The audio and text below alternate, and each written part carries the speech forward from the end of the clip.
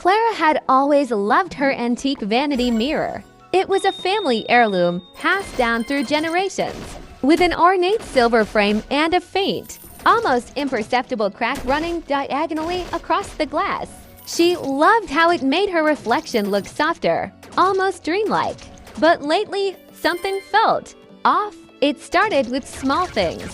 Clara would catch her reflection blinking when she hadn't, or she'd notice her reflection smiling faintly, even when her own face was neutral.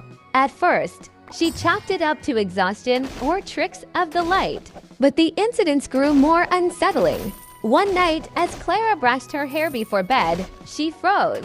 Her reflection had stopped moving entirely. It stared back at her, unblinking, its expression cold and calculating.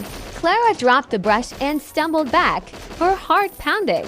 When she looked again, the reflection was normal, mimicking her every move. The next day, Clara decided to cover the mirror with a sheet. She couldn't bear to look at it anymore.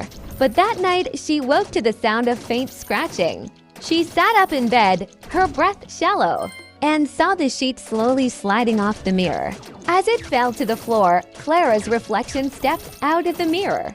It looked like her, but wrong. Its eyes were too dark, its smile too wide. It tilted its head and whispered, "You don't need this anymore."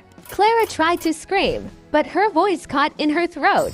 The reflection lunged at her, its hands cold and unyielding as it wrapped them around her neck. Clara fought, but it was impossibly strong.